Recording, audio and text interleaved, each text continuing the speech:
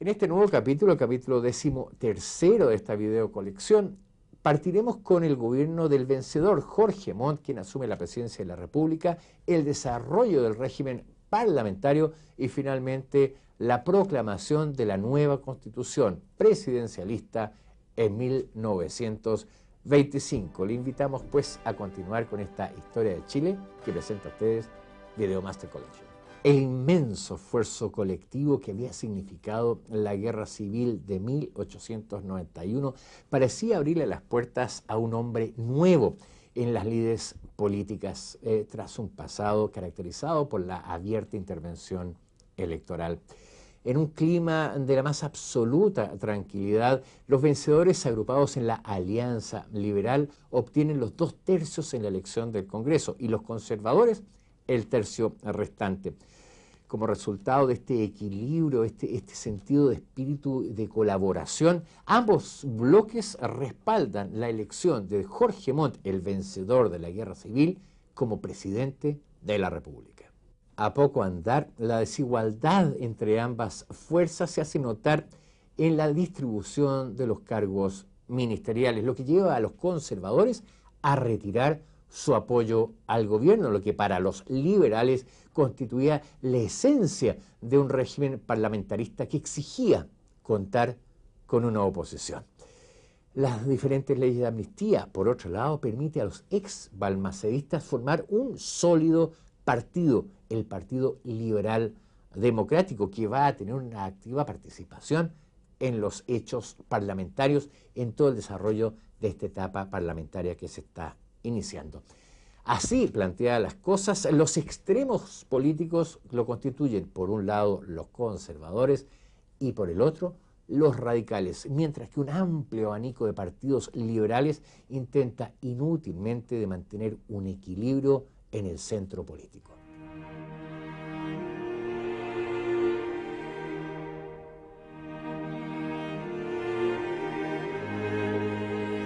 Basada en esta inestabilidad política, los gobiernos van a ser víctimas de la llamada rotativa ministerial, donde los gabinetes van cayendo uno a uno según sean las mayorías de turno.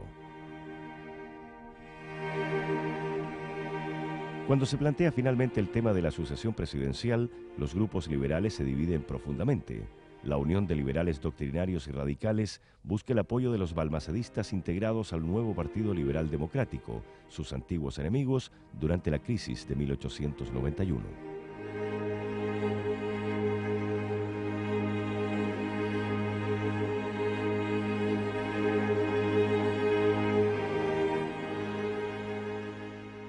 Estos grupos fundan la Alianza Liberal y proclaman como candidato a Vicente Reyes, prestigioso político que incluso había sido presidente del Senado en la guerra y quien se había mantenido al margen del conflicto.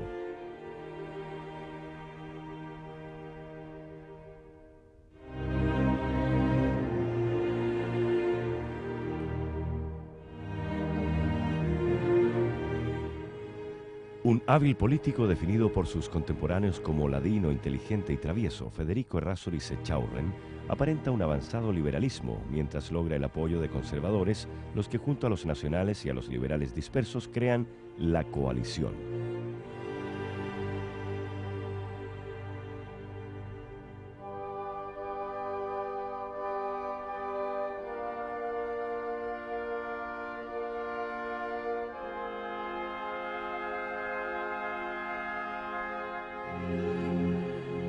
En una campaña que se caracteriza por su violencia, ninguno de los candidatos logra la mayoría necesaria, definiendo finalmente el Congreso, donde abundan los parientes de Errázuriz, a favor del candidato de la coalición. Resultado final, 62 votos para Federico Errázuriz y 60 votos para Vicente Reyes.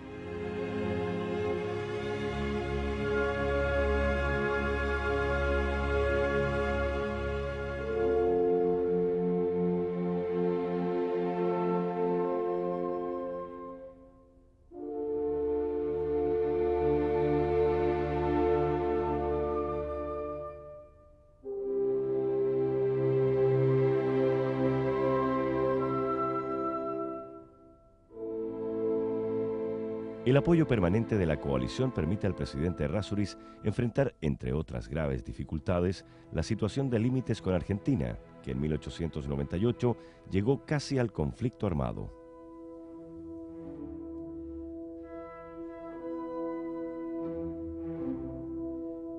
Solo la política pacifista de Errázuriz impide la guerra, entregándose finalmente la solución del problema al arbitraje internacional.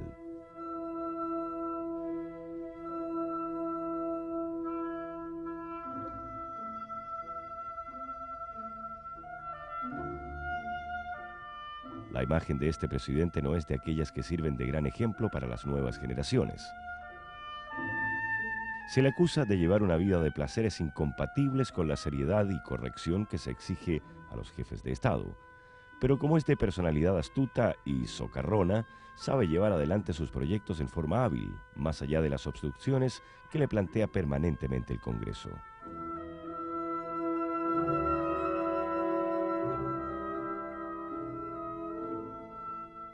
Basta recordar los 22 cambios ministeriales a los que le obligó el Parlamento.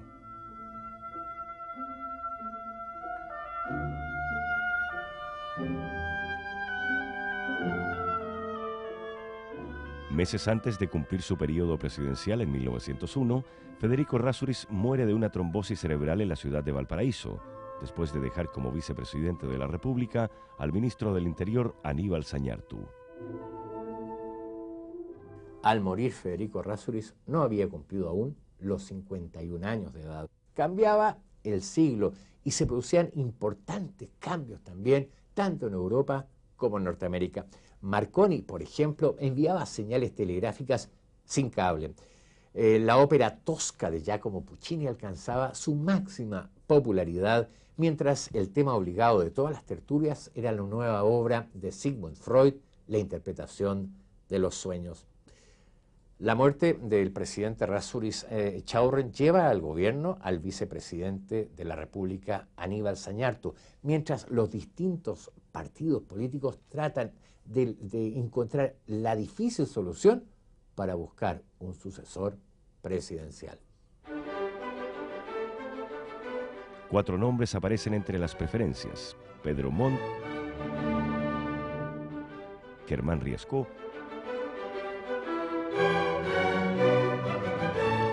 Ramón Barros Luco y Fernando Lascano. El vicepresidente Zañartu llama a elecciones y resulta electo, como era de esperar, don Germán Riesco. Resultado de la elección: 184 votos de los electores para Germán Riesco y 83 para don Pedro Montt.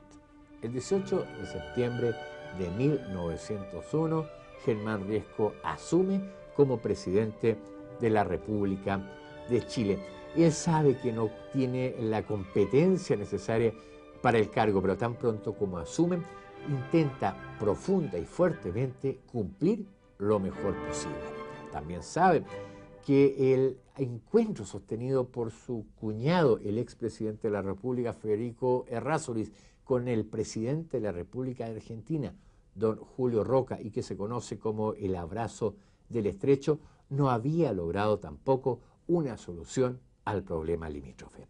Aún más, el poderoso frente que ahora ha integrado Argentina, Perú y Bolivia logra de ser desarticulado en la segunda conferencia de México. Pero aires de fuerte belicismo impregnan las relaciones diplomáticas, amenazando en esos momentos con un grave conflicto.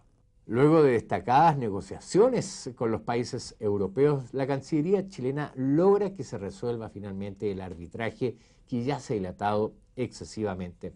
Y el 28 de mayo de 1902, Chile y Argentina firman los Pactos de Mayo, que entrega la decisión final al arbitraje, firmándose el primer pacto de desarme en la historia del mundo.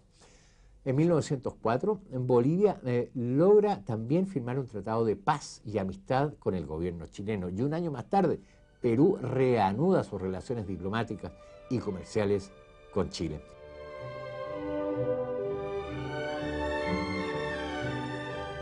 Activo abogado, el presidente Riesco logra la aprobación del Código de Procedimiento Civil, el de Procedimiento Penal y el Código Orgánico de Tribunales. Se instala la red de alcantarillado y agua potable en Santiago.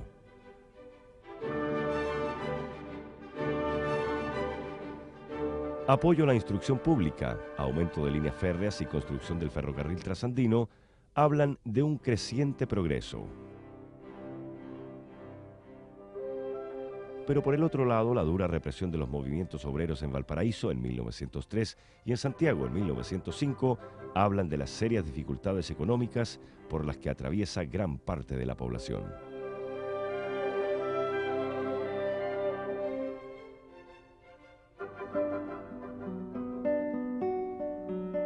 Y como si esto no fuera suficiente, un terrible terremoto remece a toda la zona central, desde Aconcagua hasta Concepción. Valparaíso es el lugar más terriblemente afectado, con sobre 4.000 víctimas y terribles incendios que consumen en más de 50 manzanas. Ese año de 1906 deben celebrarse nuevas elecciones presidenciales. Los candidatos son Fernando Lascano, otro cuñado de Germán Riesco, y don Pedro Montt, hijo del expresidente de la República, Manuel Montt. El resultado de estas favorece a Pedro Montt y el día 18 de septiembre de 1906, Riesco hace entrega del mando de la nación a su sucesor.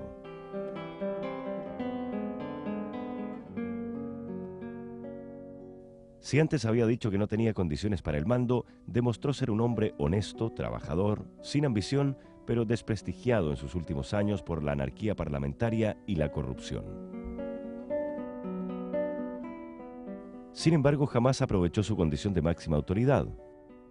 Paga incluso las entradas del palco del Teatro Municipal y un día vuelve a pie con su hijo por no tener cómo pagar el coche para un paseo por el Santa Lucía.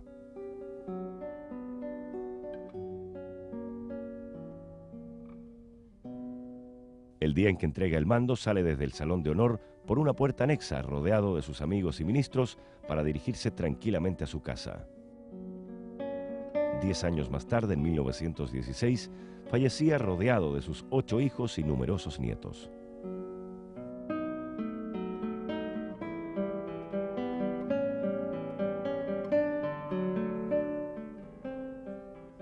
La década que va desde 1896, cuando asume el mando de la nación Federico Errázuriz Echaurren, hasta el momento en que Germán Riesco entrega el poder en 1906, muestra a los presidentes como víctimas directas del sistema parlamentario imperante en Chile. Presidentes marginados absolutamente de la conducción política van entregando el poder directamente y absolutamente a las manos de las directivas políticas. A esto debemos agregar que la crisis social anunciada por los movimientos populares de 1903 y 1905 va a ir en aumento. El déficit provocado por el devastador terremoto aumenta la deuda fiscal, generándose una gran cesantía que tensa aún más la situación. Montt, autoritario como su padre, enfrenta los movimientos huelguísticos con gran rudeza, entre ellos el dramático episodio de la Escuela Santa María de Iquique en 1907.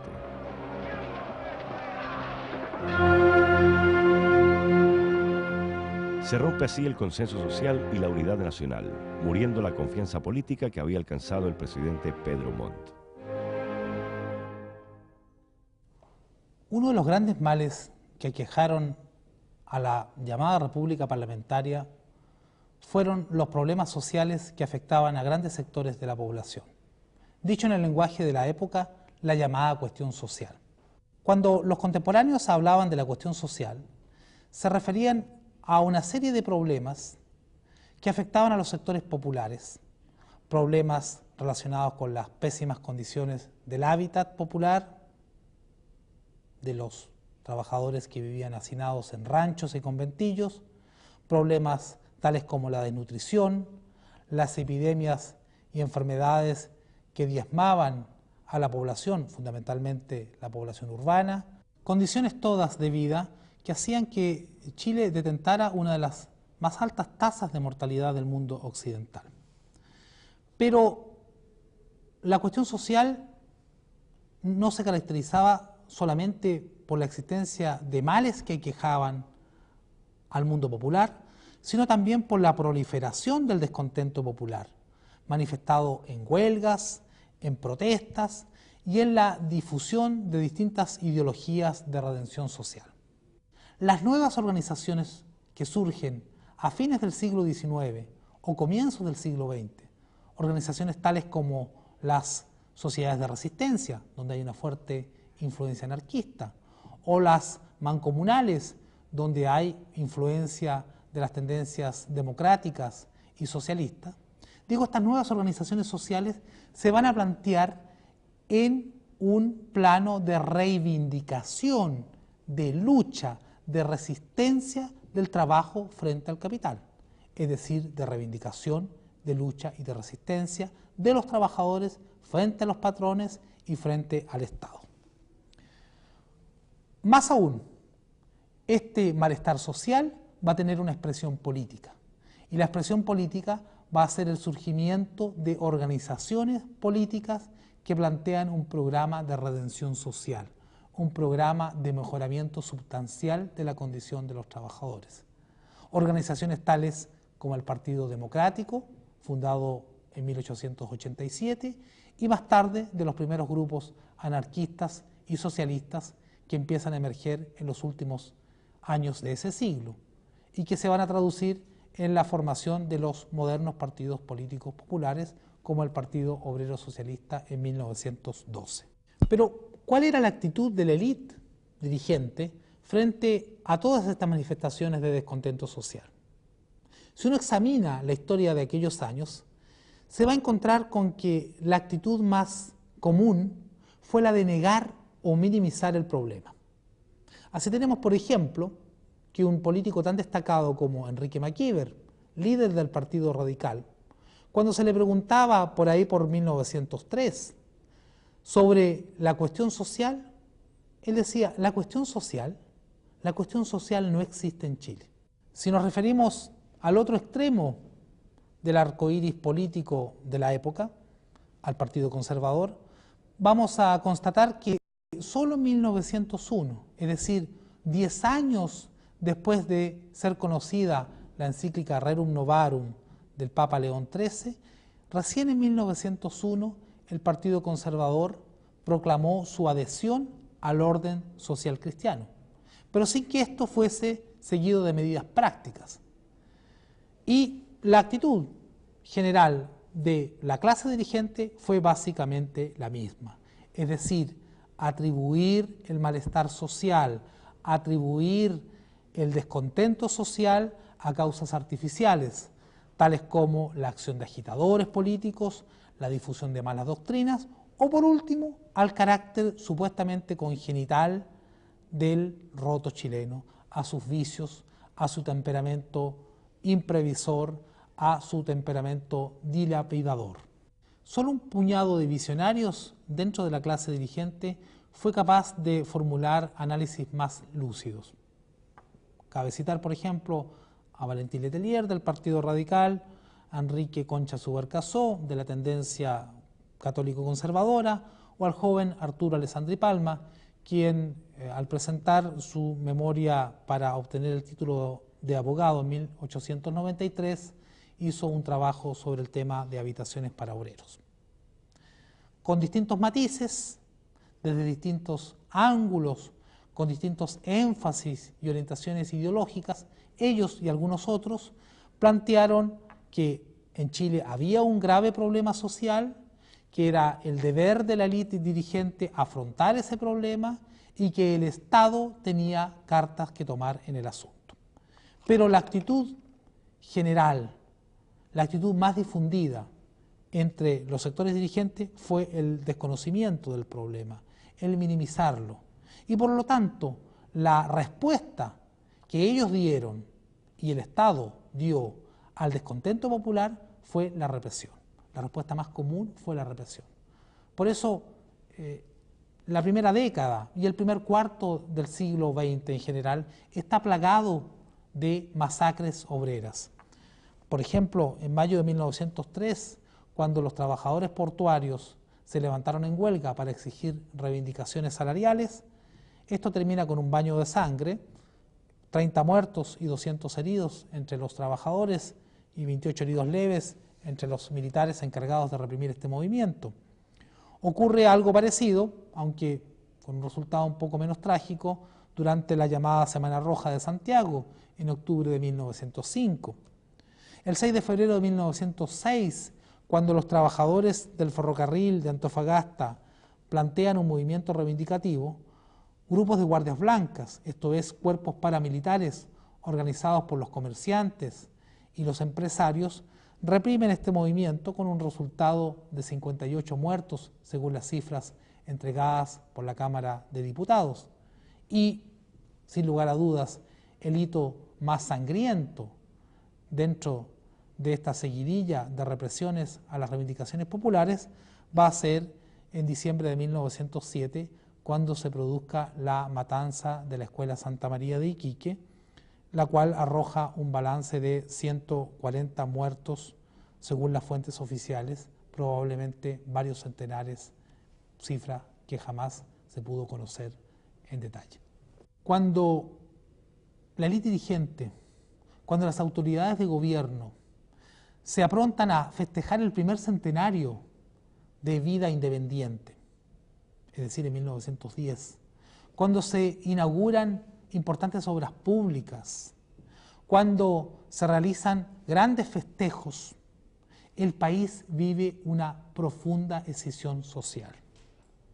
Esto haría que un dirigente obrero, Luis Emilio Recabarren, escribiese un folleto, ese mismo año 1910, titulado Ricos y pobres a través de un siglo de vida republicana, donde él da a conocer su punto de vista, planteando que la fecha gloriosa de la emancipación no ha sonado aún para el pueblo, que el progreso obtenido durante este primer siglo de vida republicana solo ha beneficiado a la oligarquía, solo ha beneficiado a los ricos.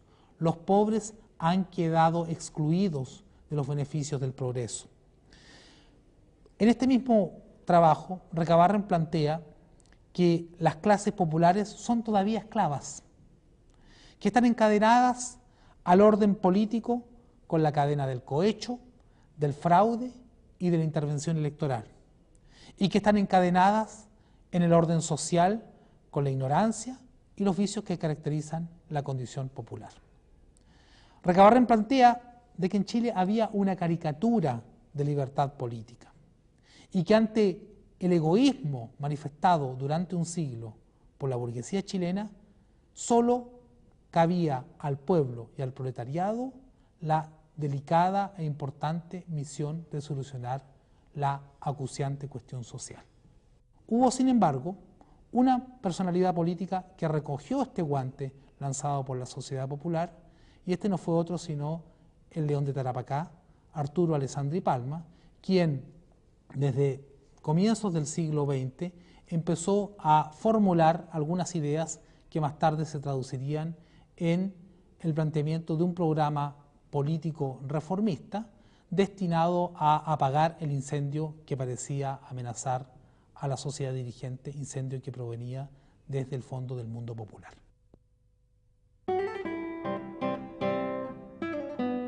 Pero el presidente Pedro Montt es de una fuerza y un trabajo infatigable, superando la adversidad política e iniciando un vasto plan de reconstrucción. Ordena la construcción del ferrocarril entre Ancud y Castro, en Chiloé, termina la línea ferroviaria hasta Puerto Montt y el camino longitudinal sur. Se inician las obras del ferrocarril trasandino, se construye el Palacio de Bellas Artes, edificios fiscales en Valparaíso y otras obras de apoyo a la educación y la cultura. Tanta energía desgasta rápidamente la salud del presidente Montt. Dificultades a la vista, desprendimiento de la retina y serias dolencias vasculares no impiden que viaje a Argentina para participar en las festividades del centenario de la nación trasandina. Se le ve agotado, gris.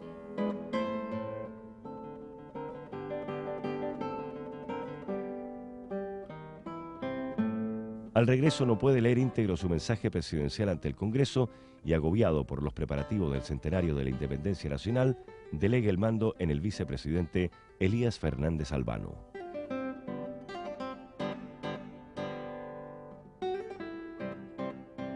Enfermo, el presidente Pedro Montt parte hacia Alemania a medicinarse. Llega hasta Bremen, donde fallece en brazos de su secretario. Tenía 61 años.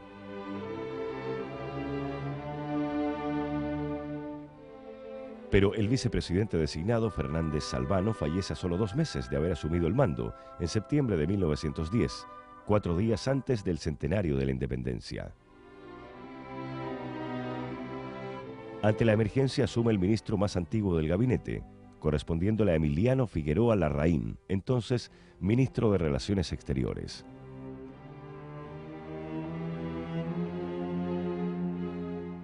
Investido del cargo de vicepresidente de la República, preside las celebraciones patrias en compañía del presidente de la República Argentina, José Figueroa Alcorta.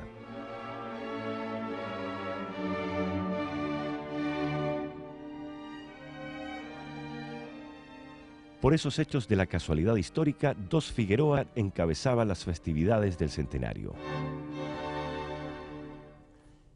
Pero el país necesita elegir un presidente de la República por votación, por lo que durante el mandato de don Emiliano Figueroa Larraín se cita a una gran convención de todos los partidos políticos para elegir un sucesor de Pedro Montt. Con la sola excepción de conservadores, todos los demás partidos se reúnen en una convención presidida por Enrique McKeever para elegir un candidato de consenso. Surgen dos líderes, don Juan Luis Sanfuente por los balmacedistas y don Agustín Edwards McClure por los nacionales.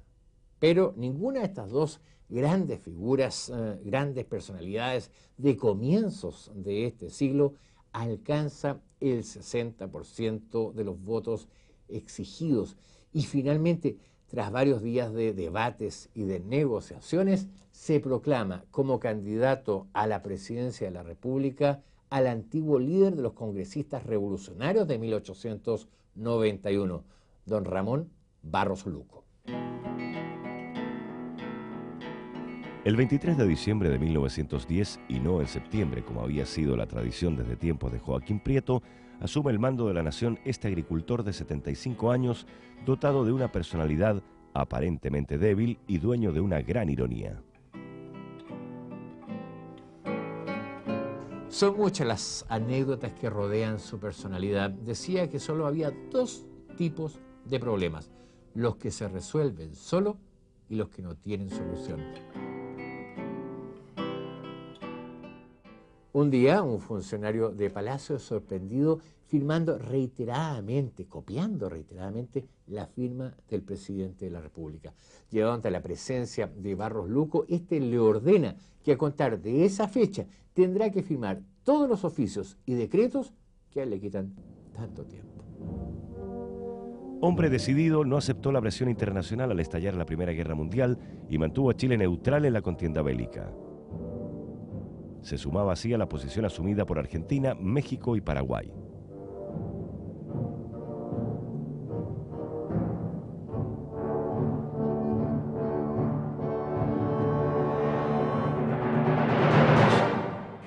Uno de los grandes beneficios económicos que obtiene Chile a raíz del conflicto es el alza en el precio del salitre, elemento fundamental para la fabricación de explosivos.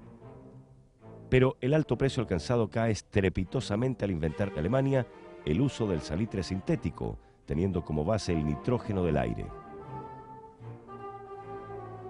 El gobierno de Barros Luco es también dinámico en realizaciones. Inaugura el ferrocarril de Arica a La Paz, abriendo una salida marítima a la mediterraneidad boliviana.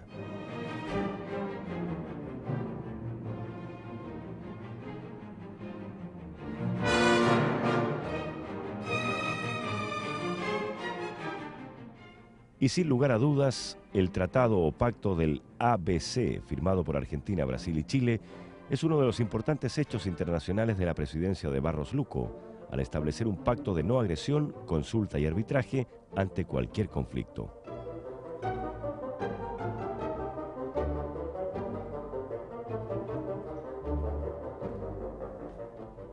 Y un detalle que va a caracterizar la austeridad de los presidentes de Chile se da, por ejemplo, en el caso de don Ramón Barros Luco, que sin vanidad ni aprovecharse de su alto cargo, pagaba él mismo, con plata de su bolsillo, el boleto para viajar en tren.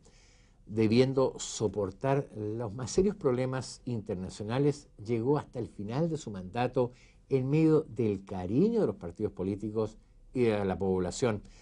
Parte de su fortuna personal la va a entregar a labores de beneficencia social, como por ejemplo fundando un hospital mixto, el que más tarde va a pasar a llamarse Hospital Barros Luco. El 23 de diciembre de 1915, el presidente Barros Luco entregaba el mando a su sucesor, don Juan Luis Sanfuentes, retirándose en ese momento a sus actividades privadas y a sus estudios. Fallece 4 años más tarde. Pero la actividad política no descansa. El nuevo presidente de la República, Juan Luis Sanfuentes, es uno de los personajes más influyentes en ese periodo. Hábil, de una sagacidad política solo comparable a la de Domingo Santamaría, penetra profundamente en la psicología de los políticos de su tiempo. Ministro de Hacienda de Aníbal Zañartu y de Germán Riesco, muestra una capacidad impresionante en materias financieras.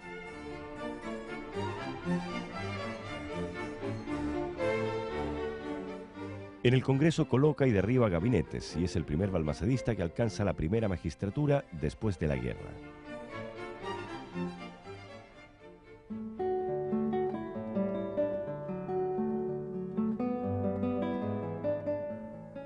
Los últimos años del siglo XIX y los primeros del siglo XX son ricos en expresión artística. Pedro Lira, destacada figura del período, alcanza grandes niveles en su pintura. Lleno de la influencia francesa tras su estada en París, acumula premio tras premio en las exposiciones internacionales, a la vez que abre salones para motivar a las nuevas generaciones de artistas.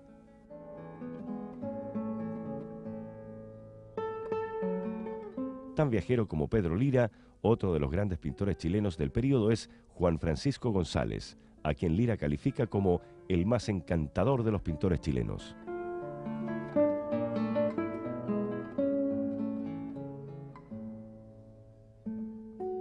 Y surgen las paletas luminosas de Ernesto Molina Vázquez, Alfredo Valenzuela Puelma, Alberto Valenzuela Llanos, Alberto Rego Luco, Arturo Gordon y tantos otros nombres que dieron prestigio internacional al arte chileno. No solo la pintura amplía sus horizontes, la escultura encuentra un profundo renacer. Rebeca Mate, fina, de una vida atormentada, nos ha legado maravillas como su Horacio, de una expresividad fuerte, sólida, o El dolor, para la tumba de su madre, el monumento a los seres de la Concepción y tantas otras obras maestras.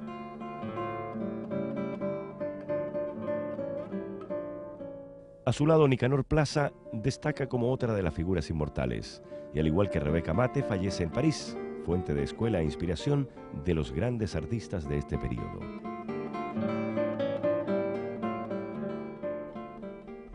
Dueño de una fortuna económica impresionante lograda por sus manejos financieros, Juan Luis Sanfuentes es un hombre de pocas palabras, pero un artista de la intriga política a quien se le atribuyen frases como hoy por ti, mañana por mí. Su elección no había sido nada fácil, destacando como grandes oponentes las ya emergentes figuras de Arturo Alessandri Palma y de Leodoro Yáñez. Pensemos que en los primeros 27 meses de su gobierno tuvo que cambiar 7 veces de gabinete. Los niveles de cohecho alcanzan en ese momento ribetes escandalosos. Pero en el manejo de la hacienda pública, el gobierno de Sanfuentes logra sus más grandes éxitos. Logra bajar fuertemente el déficit fiscal, reduciendo el gasto público. El manejo político que había hecho él siendo parlamentario, ahora se le devolvía siendo presidente de la República. Nunca un presidente fue más abucheado que él cuando entregó el mando a su sucesor. Tranquilo y sonriente se dirigió a su casa, rodeada de una poblada que no cesaba de insultarlo. Chile estaba políticamente desquiciado y las estructuras partidistas, aglutinadas en la alianza y la coalición, ahora se desangraban en luchas más circunstanciales que doctrinarias.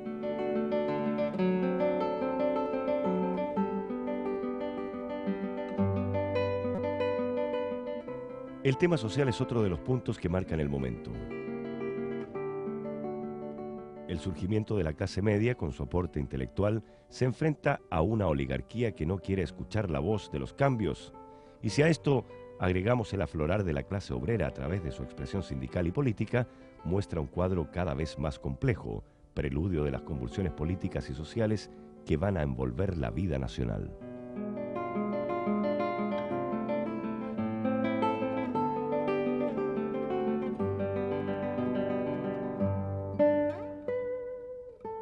Es en medio de este escenario donde surge la figura política más destacada de la primera mitad del siglo XX, Arturo Alessandri Palma. Abogado, incursiona decisivamente en el liberalismo, alcanzando el primer plano político al enfrentar en Tarapacá la candidatura a senador contra el liberal demócrata Arturo del Río.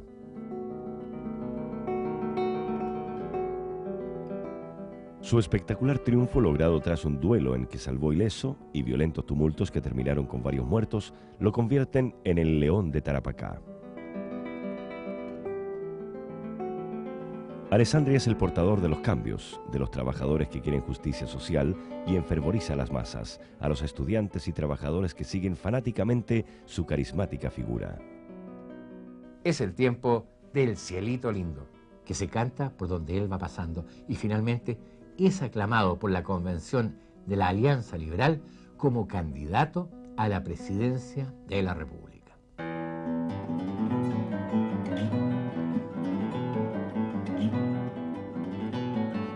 Los resultados fueron estrechos y la violencia estalló en las calles. Un tribunal de honor entrega el resultado final. 177 electores para Alessandri y 176 para el representante de la Unión Liberal, Luis Barros Borgoño.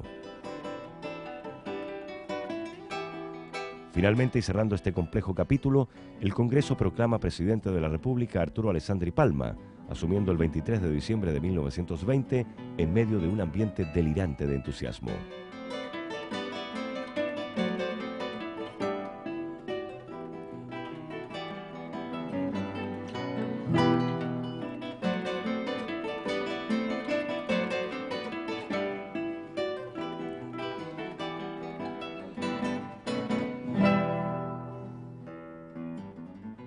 ¿Por qué tanto entusiasmo en el resultado?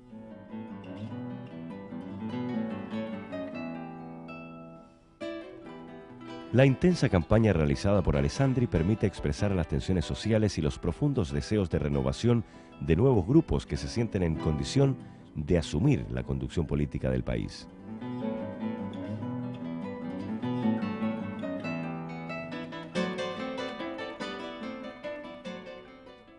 El programa presentado por Alessandri en su campaña incluye la creación del Ministerio del Trabajo, impuesto directo a la renta, solución a los diferendos de Tacna y Arica pendientes desde fines de la Guerra del Pacífico, fomento a la instrucción, a la enseñanza primaria y muchos otros aspectos que necesitan a esas alturas una urgente solución. A esto agregamos el lenguaje nuevo en política, expresiones como espíritus reaccionarios que permanecen ciegos, sordos y mudos ante la evolución del momento histórico presente, van creando en torno a Alessandri un populismo nuevo en política. El candidato y luego presidente se mezcla con su chusma querida, como él la llama, les da la mano, los abraza y se emociona hasta las lágrimas en su contacto directo con el pueblo. Es un caudillo que logra la primera manifestación y movilización de las masas en Chile.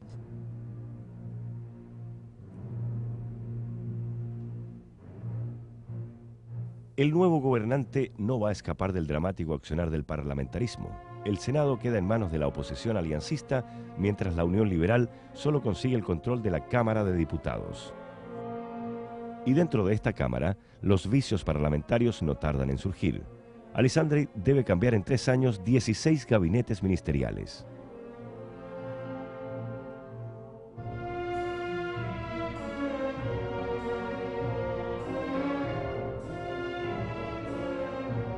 Alessandri no quiere someterse al sistema.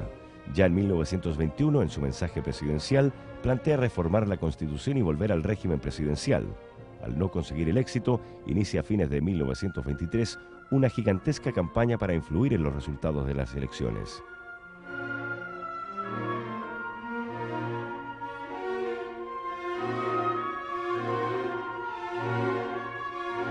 En las elecciones de marzo de 1924 logra un amplio respaldo popular, pero parte de su campaña ha consistido en ganarse la confianza del ejército, llevando hasta los cuarteles temas de política contingente.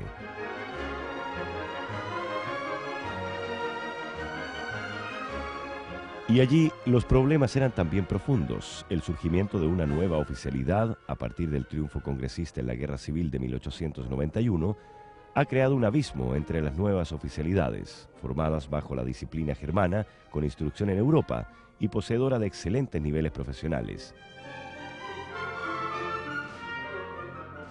Frente a esta renovación, la permanencia de un alto mando a la antigua va a generar graves situaciones.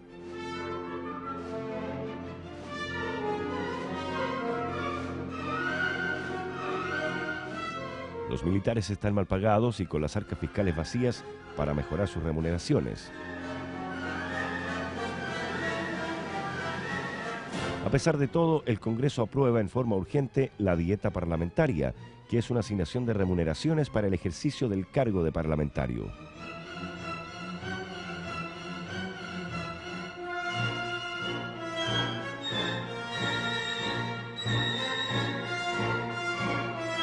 Al aprobarse la ley, los oficiales que se encuentran presentes en la sala manifiestan su malestar con ruido de sables, es decir, golpeando las puntas contra el piso.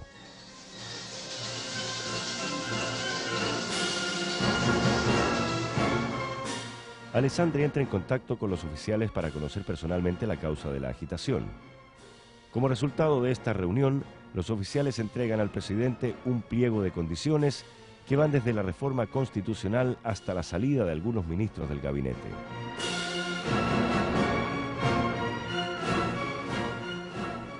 El documento había sido preparado por un comité militar que comienza a adquirir nuevo y fuerte poder en las decisiones políticas.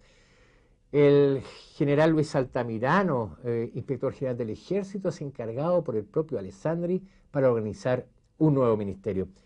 El comité militar cambia de nombre y pasa a llamarse Junta Militar, manejando paralelamente el poder y convirtiendo a Altamirano en un verdadero premier. Ante esta situación, Alessandri se reúne con los presidentes del Senado y la Cámara de Diputados y ambos acuerdan satisfacer las urgentes necesidades del ejército, las urgentes necesidades planteadas por la Junta Militar.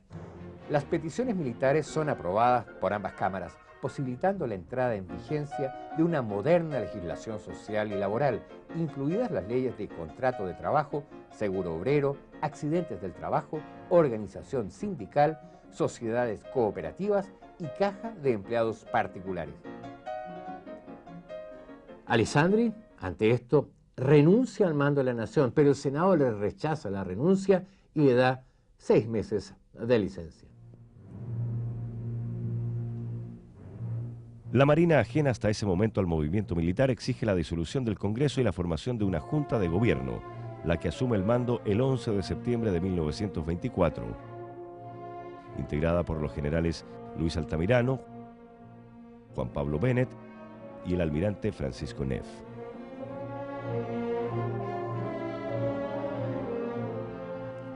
Esta junta promete al país el retorno al régimen constitucional, pero gradualmente pierde la confianza de la oficialidad joven, que considera ha abandonado los principios del movimiento de septiembre anterior.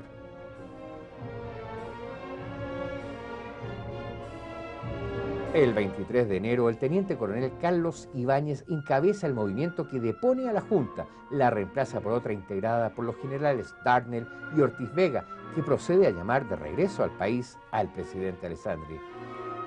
En el intertanto, se organiza una junta cívico-militar formada por don Emilio Bello Codecido, el general Pedro Pablo Darnell y el almirante Carlos Ward. El coronel Ibáñez asume como ministro de guerra. Alessandri, que se encontraba en Roma, regresa al país el 20 de marzo, en medio de la alegría de sus partidarios. Investido del mando, logra por fin sacar adelante sus grandes proyectos, el Banco Central y la nueva Constitución presidencialista de 1925, que ha sido aprobada por plebiscito popular. E incluso logra finalmente la separación de la Iglesia del Estado. Pero la calma solo es aparente. La Junta Militar ha impuesto como ministro del Interior a Armando Jaramillo y como ministro de Guerra al coronel Carlos Ibáñez del Campo, el más genuino representante de los nuevos oficiales. Carlos Ibáñez incluso es nominado como candidato a la presidencia de la República, lo que obliga a Alessandri a pedirle la renuncia, ya que su presencia en el gabinete es absolutamente incompatible. Pero Ibáñez no renuncia y la crisis se agrava hasta el punto en que Alessandri llama a su antiguo contendiente en las elecciones, don Luis Barros Borgoño, y lo nombra ministro del Interior y le entrega el mando de la nación como vicepresidente de la República.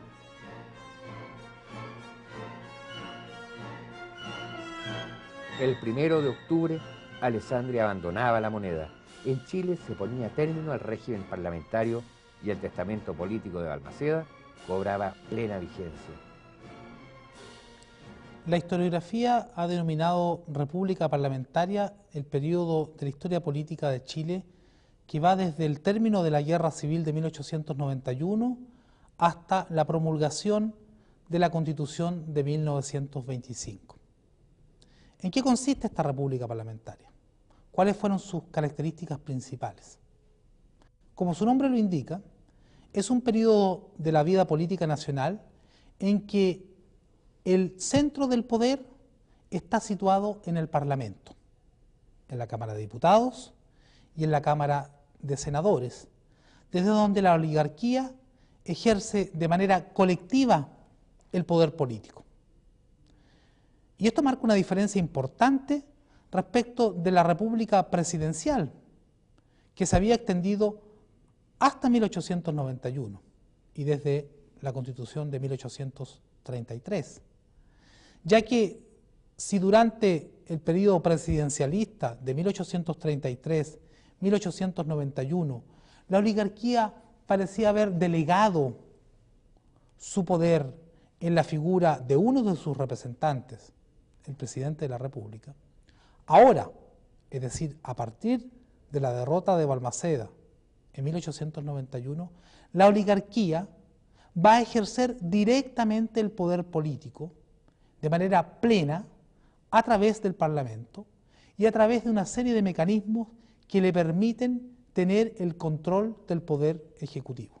A través de mecanismos tales como la Ley de Incompatibilidades Parlamentarias, que prohíbe que un ministro de Estado sea a la vez parlamentario u ocupe otro cargo de elección popular, como una manera de restringir la influencia del presidente de la República, o a través de mecanismos tales como la interpelación de los ministros, la censura de los gabinetes y la rotativa ministerial que ello va a acarrear. La república parlamentaria se caracteriza por una elevada inestabilidad política. Los ministerios se suceden unos a otros, producto de los votos de censura que emanan desde el Parlamento, producto de las combinaciones políticas que se forman para reemplazar a los ministerios que caen, y de esta manera la estabilidad política del país deja mucho que desear. Pero esta inestabilidad es tal vez más formal que real, ya que si bien es cierto, no hay continuidad en los equipos que dirigen al país desde el Poder Ejecutivo, en el fondo reina un gran consenso en el seno de la oligarquía, ya que las antiguas cuestiones doctrinarias que habían separado a los partidos, polémicas tales como las llamadas luchas religiosas, la polémica entre la laicidad y el ultramontanismo, parecen haber desaparecido o perdido importancia, y va a primar el consenso en esta clase social respecto de cuestiones fundamentales, como son la mantención del orden social, que parece amenazado por la eclosión de luchas y organizaciones populares. La antigua intervención electoral dirigida por el presidente de la República, que reinó hasta 1891, intervención que se traducía en fraudes electorales, ya que las elecciones eran arregladas desde la moneda, va a ser reemplazada por el poder que se ha otorgado a las municipalidades. Pero esta medida, que en principio podría aparecer como positiva, se va a traducir en cohecho, en fraude electoral y en corrupción en las municipalidades. El voto popular es adulterado, es vaciado de su sustancia a través de estos pervertidos mecanismos. La República Parlamentaria vive, pues, aquejada de males congénitos: sainete de cambios ministeriales, cohecho, fraude, corrupción y exclusión política. Exclusión política de vastos sectores, de más del 50% de la población, de las mujeres, que no gozan de derechos políticos y no los van a lograr sino hacia la década de 1940, de los analfabetos, que obtendrán sus derechos políticos recién a comienzos de la década de 1970. Más aún, cuando los sectores populares logran alguna cuota de representatividad política, a menudo esta es cuestionada por la élite dirigente, como ocurrió, por ejemplo, en 1906, cuando Luis Emilio Recabarren fue elegido diputado por Antofagasta y el Parlamento anuló la elección por considerar que se trataba de un agitador social. Este cúmulo de males del sistema político parlamentario, unido a los gravísimos problemas de la condición popular en las salitreras del norte, en distintas explotaciones mineras, en los campos y ciudades, van a hacer que el sistema parlamentarista entre en crisis irreversible hacia 1920. Más y más sectores sociales exigen cambios. Ya no se trata solamente de los obreros, organizados en sociedades de resistencia, en sindicatos, en federaciones. También son las capas medias e incluso la oficialidad joven del ejército, que plantean que la situación no puede continuar, que hay cambios fundamentales, que hay reformas de fondo que es necesario implementar. Ese será precisamente el rol de Arturo Alessandri Palma, el León de Tarapacá. En el próximo capítulo de nuestra historia conoceremos el corto mandato de Barros Borgoño, las presidencias de Emiliano Figueroa y Carlos Ibáñez, los días difíciles de 1931 al 32, el regreso a Alessandri y las 3 presidencias radicales. Tiene más apasionantes en esta historia contemporánea de Chile que presenta a ustedes BMC Editores. Nos vemos en el próximo capítulo.